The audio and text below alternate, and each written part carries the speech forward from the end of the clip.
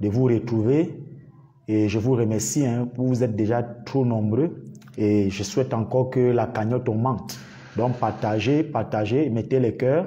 Parce que vous savez que ça va aller très vite. Je suis en forme. Soyez-en sûrs, je ne suis pas déstabilisé. Je suis droit dans mes bottes. Merci pour tous ces soutiens. Et nous rendons grâce à l'Éternel. C'est vrai qu'on commence le live avec un petit retard. Amène à ne pas être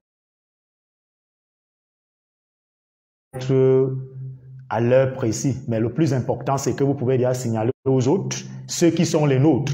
C'est-à-dire quand je dis ceux qui sont les nôtres, qui ont la même vision que moi et l'ensemble de ceux qui m'accompagnent. Donc partagez le live au maximum et mettez les cœurs. Soyons 3000 hein, d'ici dimanche parce que ça va aller très vite. Donc merci pour tous vos soutiens, votre élan de solidarité. Je vois comment vous ne cessez de regarder dans la même direction que moi et je vous suis gré reconnaissant. D'accord. Nous allons un peu faire 3 minutes en ce qui concerne l'actualité de l'assassinat de l'animateur radio Martinez Zogo. Je pense que les manipulateurs, les faux lanceurs d'alerte, les imposteurs qui sont tapis dans l'ombre, qui croient qu'ils ont l'exclusivité de l'information, avec le pseudo-journaliste de Kinos, Guy Zogo, toujours dans sa posture de manipulateur. C'est vrai que depuis que j'ai attiré l'attention qu'avec l'arrivée des Chinois, on peut aujourd'hui être propre. On ne peut plus être crasseux, avec projetant une image nauséabonde comme c'était le cas au début, parce que vous savez aussi que la télévision, c'est l'image. C'est l'image, donc il a changé de chemise hier. J'ai dit bravo, parce que lorsqu'un homme est aussi sale comme ça, il faut se poser des questions s'il est accompagné par une femme. Parce que lorsque vous avez une femme, elle veille au moins ne serait-ce que pour votre image. Donc il vous a dit hier que Amougou Belinga avait dissimulé son téléphone. On a retrouvé ça chez la cousine de sa femme qui avait récupéré le téléphone. Elle a remis ça à sa cousine. Elle a retiré les puces. Alors sa cousine a mis ses puces à l'intérieur. Elle a appelé, le téléphone a été tracé. Tout ça, c'est le quartier. C'est le quartier pourquoi? Parce que, chers frères et sœurs, comme je l'ai dit, Amougou Belinga est face au commissaire du gouvernement. La seule personne aujourd'hui qui est susceptible d'établir la culpabilité de Amougou Belinga, c'est le commissaire du gouvernement. J'espère que les lanceurs d'alerte, les spécialistes de l'intox, les spécialistes de la délation, de la démagogie, de la manipulation, vous serez surpris tout à l'heure parce que, tel qu'on voit là, si le commissaire du gouvernement maintenant vous dit qu'il n'y a pas de charges assez suffisantes pour qu'Amougou Belinga continue à être retenu au 7, comme vous attendez qu'on l'envoie à Kondengui, il va vous dire qu'il peut comparaître libre. Donc ne soyez pas surpris qu'on vous dit cela. Donc vraiment je dis, Guy Zogo, je te l'aurais dit encore ici qu'on va t'utiliser, on va t'utiliser, on va t'utiliser, mais le moment venu, on va te jeter comme une pomme pourrie. C'est vrai, aujourd'hui, ça dit que tu parais entre guillemets comme un soi-disant grand journaliste. Mais comme j'ai dit hier, lorsque je suis passé à Moridio, que ceux qui ne connaissent pas Séverin Tchounkeu se trompent. Séverin Tchounkeu est le président de la commission de délivrance de la carte de presse. Qui lui avait mis là-bas? Belinga Eboutou. Lorsque Belinga Eboutou construisait sa cathédrale en Kilizo, parmi ceux qui étaient les contributeurs, Séverin Tchounkeu en faisait partie. Pourquoi il n'a jamais démissionné comme président de la délivrance de la carte de presse au Cameroun? Le même Séverin Tchounkeu, en 2010, lors de la présidentielle en Côte d'Ivoire, Equinox avait été choisi parmi les médias camerounais avec les Canal 2 et les Siantou par le groupe Vodo, le groupe de communication de la femme d'Alassane Dramane Ouattara, le Voltaïque, où ils avaient reçu beaucoup d'argent. Albert Lodou Yomdieu, qui était l'envoyé spécial d'Equinox, avait failli être tué en Côte d'Ivoire, toujours par la mauvaise foi, le mauvais traitement de l'information. Il était rentré manu militari. Je me rappelle en 2000, à l'hôtel qui est vers Montée, comment on appelle ça? Montée Anne Rouge. Cet hôtel-là a un nom là, c'est l'hôtel que il faut comme que Mounier. On dit que c'est la femme qui veut prendre le pouvoir là-bas avec son frère. Ce sont ces gros jumeaux là même qui sont les prestataires là-bas. Le président Gbagbo séjournant ici au Cameroun lors du sommet France-Afrique. Alors l'hôtel là, il était logé là-bas, il devait faire un point de presse. Séverin Tchounkeu était présent.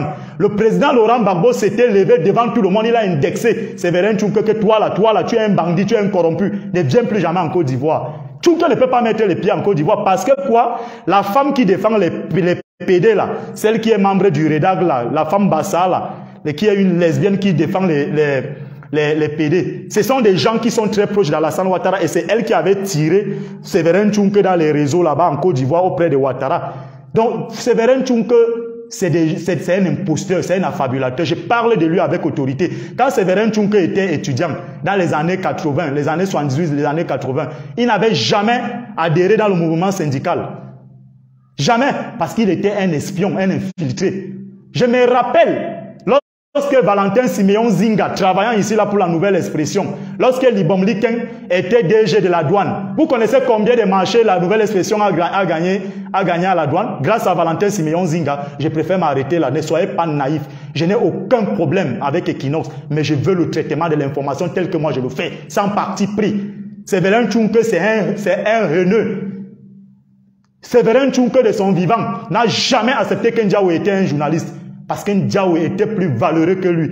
Il n'y avait même pas comparaison. Il disait souvent que lui l'a plus fréquenté qu'un Diawo. Mon œil. Quel fréquenté? Mon œil. Il n'arrivait pas à payer ses journalistes. Pourquoi les journalistes d'Equinox, depuis qu'on a fermé la ligne 94, la ligne 65, sont en train de démissionner? La chaîne du peuple, la chaîne du peuple. Et les gens ont les salaires de misère là-bas. Moi, je connais certains journalistes d'Equinox et de la nouvelle expression. Lorsque vous rencontrez ces individus en route, ils vous laissent à désirer, crasseux, sales. Ils projettent une image de misère et ils vous disent que c'est le petit frère de Séverin Tchounkeu, le DAG, qui gère Equinox comme l'épicerie. Donc arrêtez ça. Tchounkeu, si vous voulez qu'on se dévoile, on va se dévoiler. Moi, je suis balle au pied avec vous, les journalistes corrompus. Aman Mana, Bobio Kono, Séverin Tchounkeu, Gizogo. Ça, je suis avec vous, avec les faux lanceurs d'alerte, comme celui qui fait le maquillage, qui était allé prendre 500 000 francs chez lui, Paul Motazé. Parle encore de lui, Paul Motazé. Vous dites aujourd'hui, c'est monté, c'est descendu. Vous ne me comprenez plus. Attendez, il faut être conséquent et cohérent. Je ne me bombe pas le torse. Je ne dis que les faits. Quel Camerounais de ma génération, même les hommes politiques, a osé faire ce que moi j'ai fait en 2020? Je suis sorti, j'ai dit, je chasse Paul Biya du pouvoir. Si on ne m'avait pas interpellé le 17 avril, ce régime ne serait plus là. Parce que je sais comment je m'étais organisé. Vous vous cachez derrière vos claviers. Dites ce que vous voulez. Moi, j'assume, j'affronte le système illégitime ici. Vous pouvez subir ce que j'ai subi. Guy Zogo est devenu subitement grand journaliste, mon œil. Donc, tout ce que je peux vous dire, c'est que, chers frères et sœurs, restez lucides, regardez la justice, parce qu'aujourd'hui, le plus important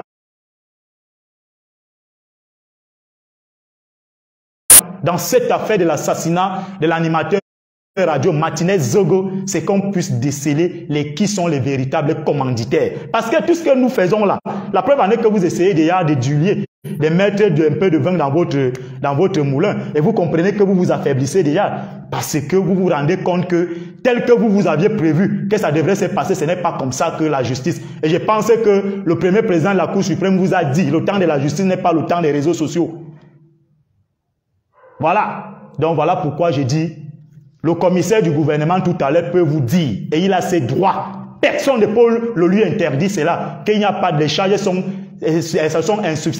peu suffisantes pour pouvoir garder Amougou Belinga en prison ou alors au CERT. Et il recouvre sa liberté. Et monsieur le commissaire du gouvernement, moi je vais être factuel, hein, et je ne tourne pas autour du pot. Je vous ai dit, vous avez patte blanche. Le monde entier vous regarde. Les citoyens lucides comme nous vous regardons. Tout ce que nous attendons de vous, c'est que vous dites le droit. Sans état d'âme. Si les éléments que vous avez à votre possession prédisposent que c'est Amougou Belinga qui est le commanditaire de l'assassinat de Martinez Zogo, vous le punissez conformément selon la loi. Si ce n'est pas le cas, ne plaisez pas aux bouches ou alors aux faces des gens. Parce que là, vous allez tordre le droit. C'est vrai, vous le tordez avant. Je ne peux pas vous juger parce que vous êtes un nouveau commissaire du gouvernement. Ça, c'est votre premier dossier chaud. Donc, agissez comme un responsable, quelqu'un qui est allé à l'école, parce que les magistrats militaires, vous connaissez ce que c'est que la cour martiale. Donc, agissez selon votre conscience. La justice, on la rend au nom du peuple. Et vous avez votre conscience et Dieu qui vous guide. Donc, ne cédez pas aux sirènes de la manipulation, de la démagogie, de la roubladise. Pour eux, ils sont dans la logique permanente de voir les autres souffrir. Et moi, je ne joue pas à ces jeux. Si j'étais venu ici vous dire que oh non, Amougou Belinga, c'est lui qui a tué Martinez. Il me faisait une citation directe. Les mêmes poltrons, petits zombies, les affabulateurs, vous auriez dit quoi? Il a encore recommencé, il bavarde beaucoup. C'est ce que vous attendez. Je ne fais pas moi la politique. Vous voulez imposer tout le monde à faire la politique. Kam Toloba Mileke ne sera jamais président. Ne vous engagez pas. Restez là derrière. L'immeuble du sang. C'est ça qui va faire qu'on va vous donner. Vous courez dans vos sacs. Refusez de vous engager. Je vous le répète encore. Vous allez vivre Paul Biya. Il va vous torturer. Ne vous engagez pas, n'allez pas à la poste centrale. N'allez pas à la poste centrale. Lorsque vous voyez des braves combattants comme les Patrice Nganang, qui a les mêmes convictions que moi, il vous a dit le barycentre de la libération du Cameroun, c'est la poste centrale. Voilà pourquoi le 18 avril, j'ai agi comme ça. Mais vous avez fait quoi? Rien. Petit poltron, vous voit déambuler ici dans la longueur de journée avec les lèvres tellement sèches parce que vous ne mangez pas. Moi, je vais continuer à payer là où je dors. Hein. Mais vous là, des pauvrons, hein, des petits poltrons, hein. Est-ce que c'est Amou Belinga qui est à l'origine de vos problèmes? C'est Laurent Messo qui est à l'origine de vos problèmes. C'est Ngongo Ferdinand qui est à l'origine de vos problèmes. C'est Paul Biya. Attaquez-le. C'est lui le problème. Lorsque vous neutralisez Paul Biya, le reste là, ça passe comme une lettre à la poste. Mais tant que vous allez rester dans vos postures, vous voulez voir vos enfants grandir. Nous aussi, nous allons voir nos enfants grandir. Que ça soit clair. Donc, chers frères et sœurs, ayez les yeux rivés vers le commissaire du gouvernement. C'est ça le plus important. Alors, nous allons entrer dans le vif du sujet. Donc, partagez, abonnez-vous, mettez les cœurs parce que les sorciers, les ennemis de la vérité sont en train de vouloir signaler le live. Donc, abonnez-vous en masse. Mettez beaucoup de cœurs. C'est tout ce que je vous demande. Donc, nous allons entrer dans le vif du sujet, chers frères et sœurs, parce que ça va chauffer tout à l'heure. Vous savez que le plus important pour des hommes comme nous, hein, je ne suis pas un homme lige. Je ne suis non plus un affabulateur ou un homme qui vient là pour chercher, ça dit que la visibilité. J'ai travaillé mon image pendant 20 ans, pour ceux qui me connaissent. Je ne me fais pas découvrir lors de la crise post-électorale comme vous, de 2018. Ici, déjà au pays, j'avais implanté déjà mes racines.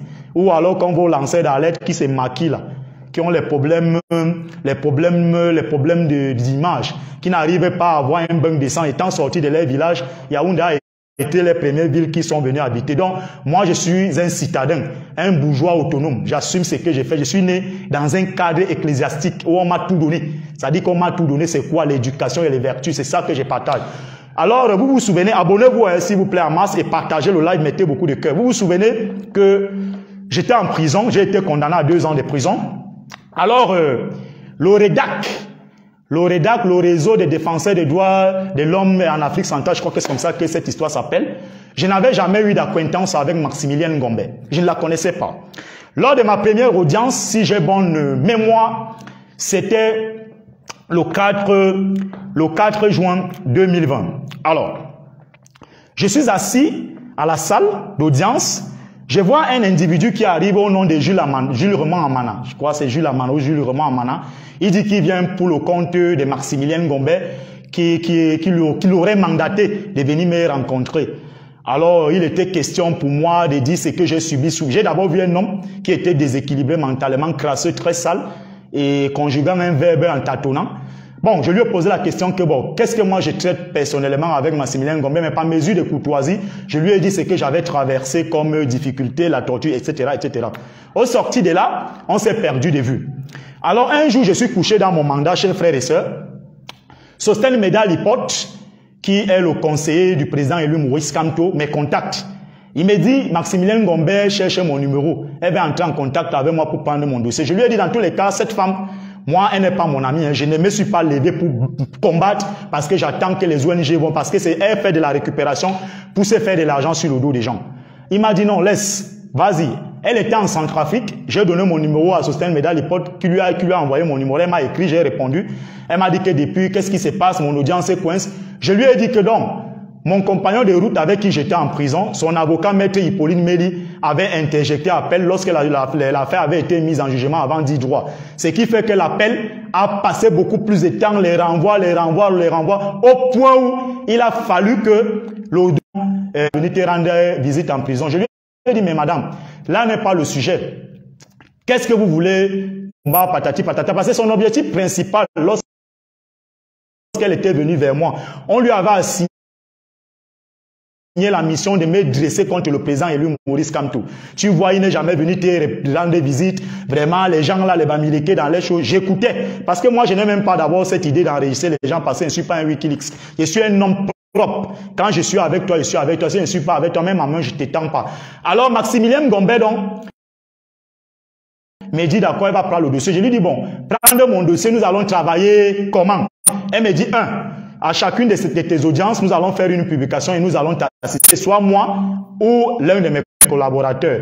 Et que ce qu'elle souhaite le plus, c'est que le dossier aille vite et qu'elle démontre que je suis injustement en prison. Je lui ai dit d'accord, mais j'espère tout simplement qu'il n'y a pas une histoire d'argent derrière ça. Vous serez très clair, transparent dans ça. Elle me dit oui. Ça, ce sont les premières paroles de Maximilien Ngombe. Elle me demande qui est mon avocat. Je lui dis que c'est Maître Emmanuel Sim. Elle entre en contact avec lui, elle prend le dossier. Alors, elle commence. Ma première audience, lorsqu'on avait reconstitué ceux qui devaient, les juges, le collège des juges qui devaient nous juger, elle fait un communiqué. Elle me dit à la veille qu'elle sera présente. Comme c'est une manipulatrice, et après elle me fait le message, elle me dit non, elle a eu un empêchement de dernière minute, mais j'ai été surpris pourquoi. Je vais à l'audience. À peine, je sors comme ça là de la salle d'audience, je rentre en prison, je ne me suis même pas encore déshabillé, mon téléphone commence déjà à crépiter, non, fais-moi le compte rendu de mon audience. 2 fois, 3 fois, 4 fois. Un jour donc, quand elle fait l'autre communiqué encore, elle me demande de dispatcher. Pourtant, c'est eux qui doivent faire ça. Bon, j'ai envoyé à certains amis. Un jour donc, je prends donc mon téléphone, je lui pose donc la question que mes vieilles femmes, dis-moi un peu. Au départ, vous m'avez fait comprendre que vous serez présente, soit vous-même, personnellement, à toutes mes audiences, parce qu'il était question de prendre les notes, ou vous allez vous faire représenter par quelqu'un. Qu'est-ce qui se passe qu'à chaque fois, vous êtes toujours en train de m'harceler, fais-moi le compte rendu, où elle appelle Serge Aimé Bikoy. Alors, elle me dit, tu sais, vraiment, je lui pose donc la question que, bon, madame, est-ce que vous ne pouvez pas déplacer quelqu'un à chacune de mes audiences pour assister? Vous savez ce qu'elle m'avait dit, chers frères et sœurs? Elle m'a dit que déplacer quelqu'un pour assister à mes audiences, ça nécessite un budget énorme. J'ai sauté de nuit. J'ai dit, mais madame, donc partir de Douala, comme vous dites que vous résidez à Douala, faire partir quelqu'un pour Douala, donc Douala, Yaoundé, c'est Dubaï. À partir de là, j'ai plié mon doigt. Je lui ai envoyé tous les comptes rendus. Parfois, c'est Serge Aimé Bikoy. Je le remercie. C'est lui qui a assisté souvent à mes audiences. Et l'ensemble des autres journalistes humains. Sans oublier mes frères du Messager, le seul journal qui m'a soutenu. J'ai dit Dieu merci. Ndiaoué, que ton âme repose en paix. Donc, la goutte d'eau donc qui a débordé le vase, c'est quoi, chers frères et sœurs? Étant là-bas, Maximilien Ngombe, avec sa secrétaire Grace Baleba, commence à m'harceler, que je commence à aller chercher les numéros de téléphone de ces Fontem, les gars, les terroristes ambazoniens qui sont au quartier 3. Parce que le quartier 3 où j'ai résidé, c'est le lieu où il y a le plus les terroristes ambazoniens. J'ai dit à ces deux femmes que moi, je ne vais pas de collaboration avec ces gens. Mais j'allais quand même, je suis allé par les numéros de téléphone, je leur ai donné. Un dimanche, elle envoie Grace Baleba, la secrétaire du Direda, que je ne connais même pas physiquement. Elle arrive là, je vais rester à la cour d'honneur, je ne la vois pas. Quand je rentre, c'est un ambazonien là qui vient me chercher, petit de corps brun comme ça. Quand on ressort, il me demande même que tu connais Grace. Moi, il dit que moi, je ne la connais même pas. Il me dit là, voilà. Quand je vais vers elle, il me dit, c'est ta mère qui m'a envoyé. Je dis, oui, elle t'a envoyé à quoi? Elle me remet 2000. Je lui demande que, mais tu pars d'où tu es parti là-bas pour venir me donner 2000. Et 2000 en question. Elle dit, la mère a dit que si tu peux acheter une bouteille d'eau, je lui ai dit, j'espère que c'est pas la corruption. Elle me dit, non, à toi là, tu es vraiment. Je dis, non, c'est pas que moi là. Elle est partie. Alors, on continue. Je me rends donc compte que, chers frères et sœurs, parce que moi, étant un enfant de Dieu, quand tu complotes contre moi, Dieu te met à nu.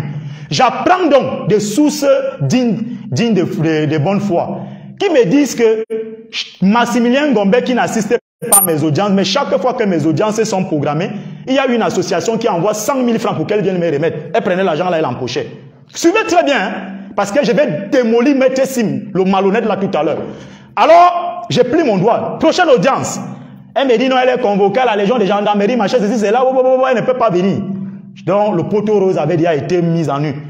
Alors maintenant, il fallait donc, maintenant que je sortais de mes gonds, je lui ai donc dit que je vais voir clair sur mon affaire, si vous faites de l'argent. Elle me dit d'abord qu'au départ que non, elle est en train de constituer un dossier pour que on me prenne en charge en prison la scolarité de mes enfants et un certain nombre de mes besoins, mais elle ne m'associe pas. Elle ne m'envoie pas dit que le papier dans la constitution du dossier, parce que je dois être associé.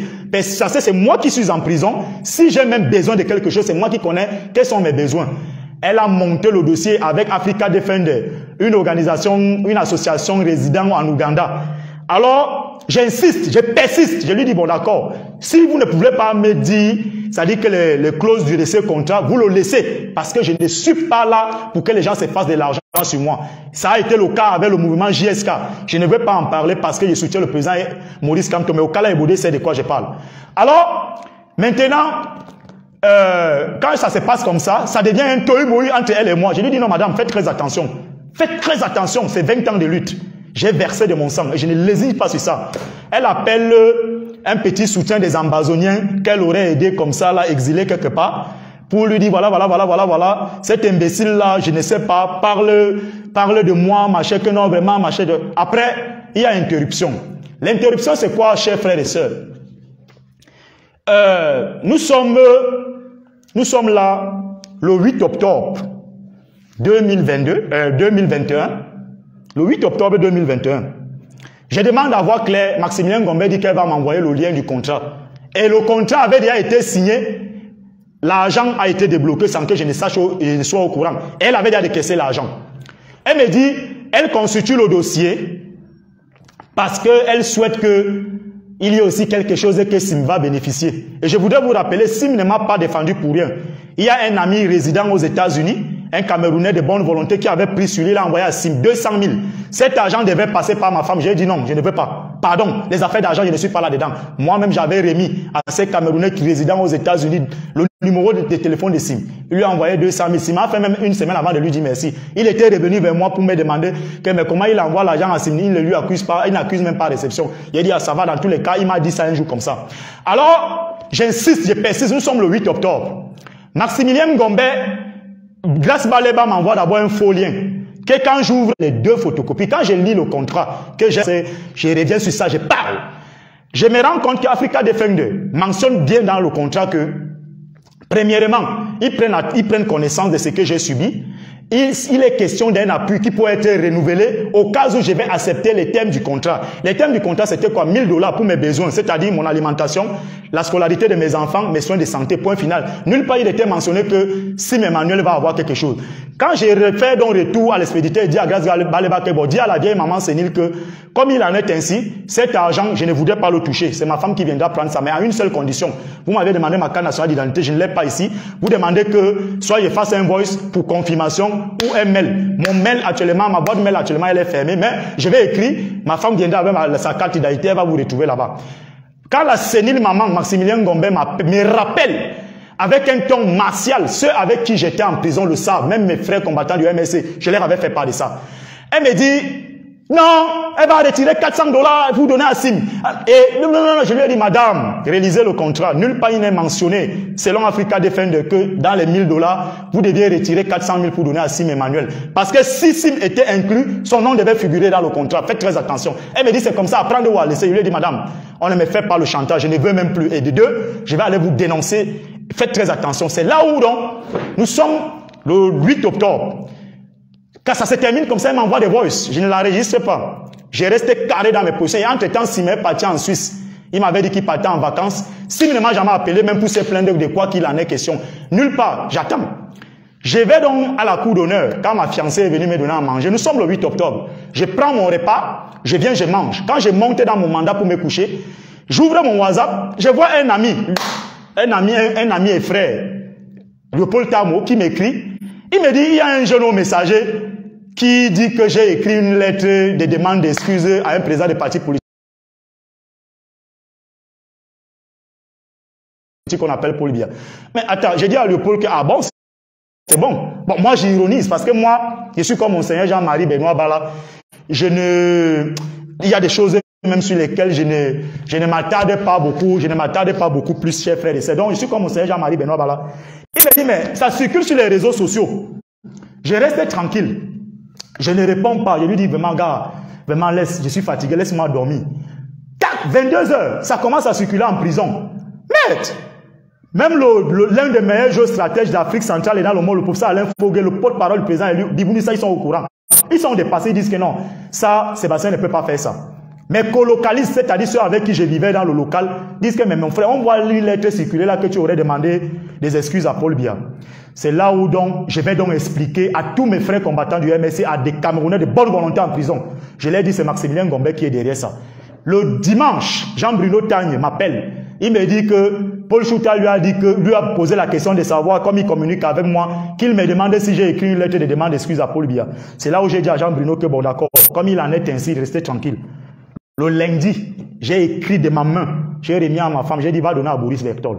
C'est pour ça que vous avez vu, j'avais parlé de cette ONG qui gère mon image. Je la mets en garde parce qu'on m'avait conseillé qu'étant en prison, je ne pouvais pas faire le bras de fer avec elle. Comme ils étaient déjà dans la posture de main noisée, c'est pour ça que j'avais remis la balle au centre.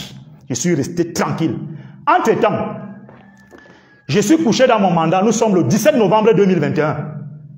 Si Emmanuel m'envoie un message, comment tu vas? Il ne m'avait jamais écrit, hein? C'est moi qui l'appelais toujours. Comment tu vas? Il dit, ouais, il dit qu'il est rentré de ses vacances, il va me rappeler après. Le dimanche 18 novembre, je l'appelle, il me dit, bon, si je n'ai pas assez de crédit, il va me rappeler. Quand il me rappelle, il vient là comme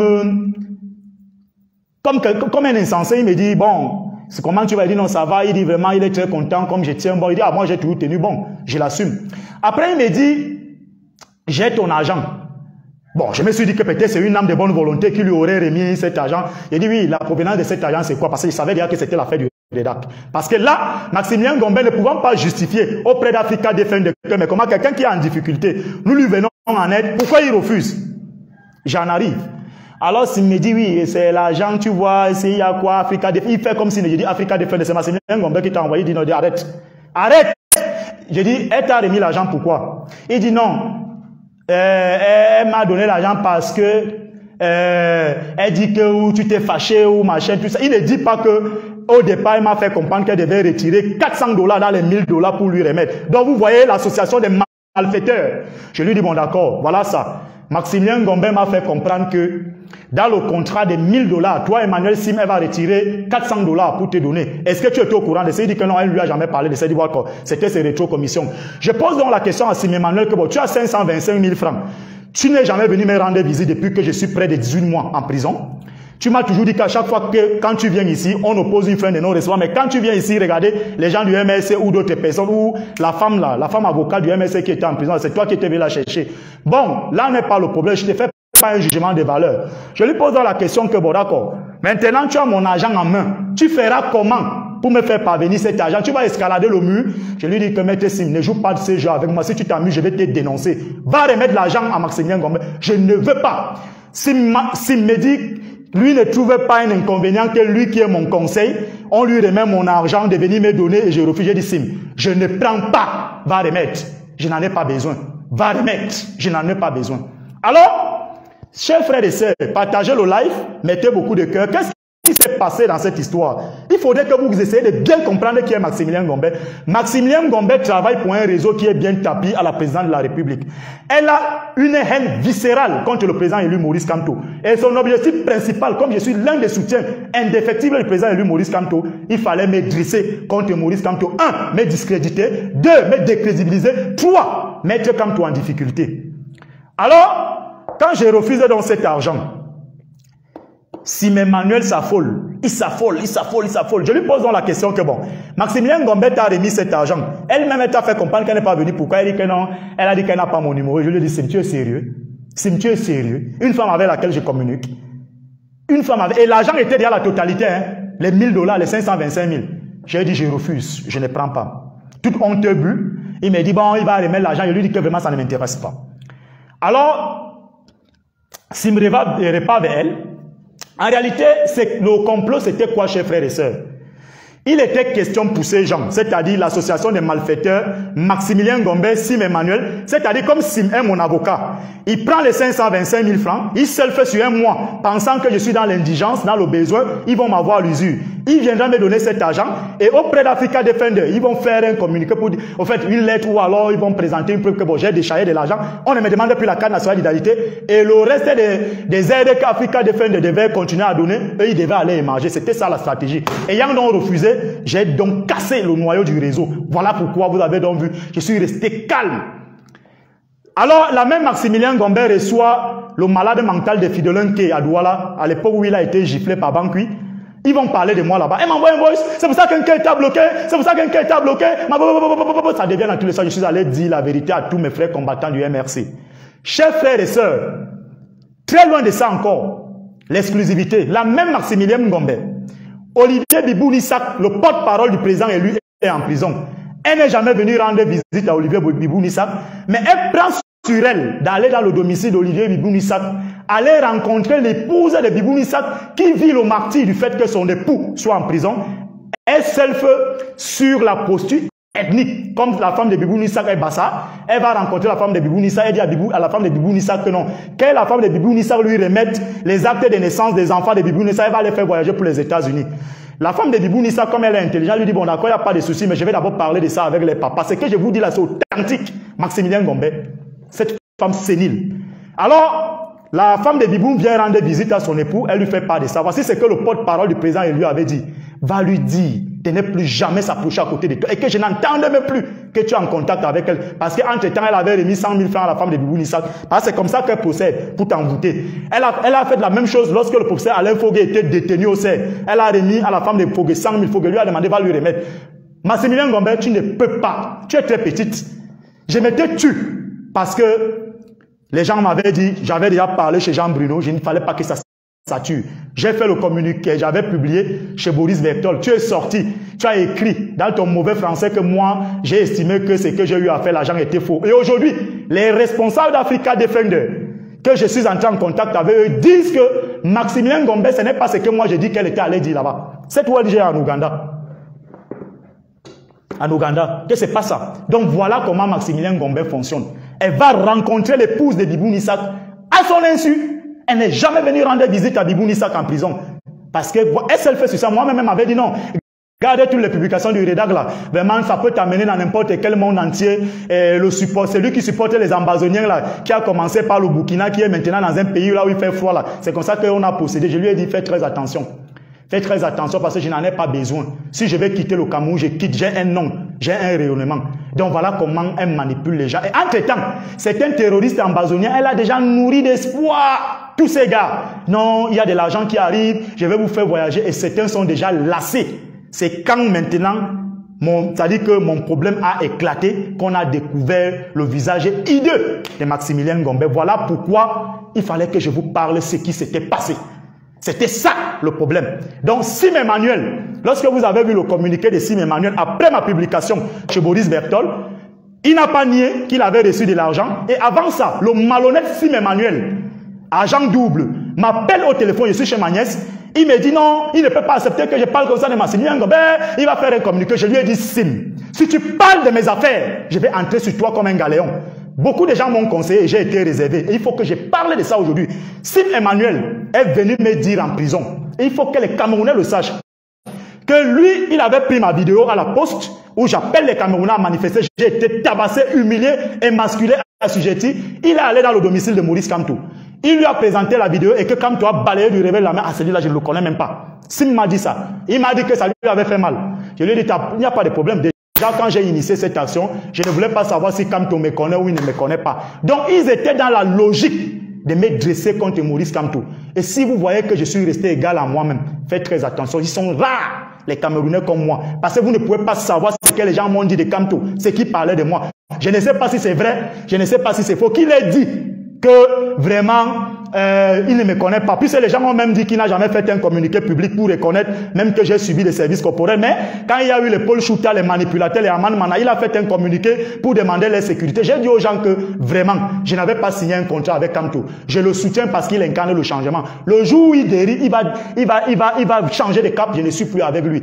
C'est pas quelqu'un qui me dira un jour de prendre ma position. Et je ne vais pas le faire par rapport à ce que les gens pensent. J'ai fait mon choix et je l'assume. Ce que je vous dis là, c'est authentique. J'ai envoyé un voice dans un groupe du MSC. Sim a voulu me dresser contre Maurice Kamto. Et là, Sim a gagné beaucoup d'argent derrière mon dos. Parce qu'il y a des Camerounais de la diaspora qui lui envoyaient souvent de l'argent. Il ne me disait pas. C'est quand je suis sorti de prison, beaucoup m'en ont fait part de ça. Donc, chers frères et sœurs, il faut que les gens fassent très attention. Parce que vos mamans que vous faites là, ne parlez pas de moi comme ça. Hein. Faites très attention. Je ne suis pas dans vos jeux là. Vos petits trucs là du tribalisme là, je ne suis pas là-dedans. Je suis un Camerounais noble et digne. Vous ne pouvez pas savoir ce que j'ai subi dans ces pays que je continue de subir.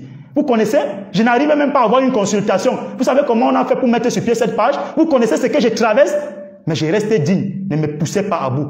Donc je voulais dire ça, que Maximilien Ngombe voulait me dresser contre le président élu Maurice Kamto. C'était ça son objectif. Elle travaille pour celui qui veut prendre le pouvoir à la présidence, qui manipule les médias. Elle fait semblant d'être contre le pouvoir, mais c'est des dealers. C'est des dealers. Je sais de quoi je parle. Je sais de quoi je parle. Donc, chers frères et sœurs, j'avais refusé cet argent. Et ça ne fait pas un mois, lorsque je devais aller rencontrer le psychologue, Je suis entré en contact via un autre Camerounais qui a une association qui m'a aidé dans la constitution de mon dossier, que je vais taire le nom ici. Il a contacté le responsable d'Africa Defender. Et ce dernier était étonné que ce n'est pas ce que Maximilien Ngombe avait envoyé là-bas comme rapport. Elle avait tout simplement dit que j'ai refusé, que l'argent est petit. Elle a commencé à me salir. Et entre autres, il y a 2 autres ONG qui voulaient me venir en aide. Elle a bloqué. Elle a bloqué cela, mais ça ne m'intéresse pas parce que ma richesse viendra de Dieu. Donc, chers frères et sœurs, nous sommes dans un pays très dangereux. Et je comprends pourquoi les Ndjamen, parfois même la dame là, les Ndoki, à un moment donné, on doit même se poser les questions, on se bat même pour des aliénés. Parce qu'à un moment donné, réfléchissons-en. Et réfléchissons très bien. Parce que vous les Camerounais, vous n'êtes pas sérieux. Voilà pourquoi il fallait que je dise ça aujourd'hui. J'avais refusé cet argent parce que je ne mange pas de l'argent sale. Quelqu'un est mon avocat, mais il roule et il rame à compte courant contre moi. Et je voulais dire ça au président élu Maurice Kamto. S'il n'est pas avec toi, je n'entre pas dans vos histoires du parti là-bas, ça ne m'intéresse pas. Je t'ai dit seulement ça comme ça. Donc, chers frères et sœurs, voilà pourquoi je tenais à vous dire cela. Et si Maximilien Ngombe a les couilles, parce que c'est les hommes qui ont les couilles, qu'elle me porte plainte. Parce que j'ai beaucoup d'autres choses. C'est-à-dire que le trafic qu'elle fait avec les Ambazoniens, je reviendrai sur ça. On ne peut pas quand même s'amuser comme ça. C'est 20 ans de lutte. 20 ans de lutte, messieurs. J'ai été humilié, assujetti. J'ai subi le martyre à la Sémile. Des petits voyous, des poltrons, des nigauds, des pieds plats, des fanfarons où vous vous asseyez là. Amour Belinga t'a donné l'argent. Amour Belinga t'a donné l'argent. Vous êtes fous. Vous me connaissez très bien. Allez demander là-bas. C'est vous des misérables, des pauvres personnes. Vos faux lanceurs d'alerte qui se maquillent, qui font les steps avec des pénis comme les queues de bœuf. C'est eux. Je ne suis pas dans ça. Je ne mange pas de cette saleté, mon Dieu.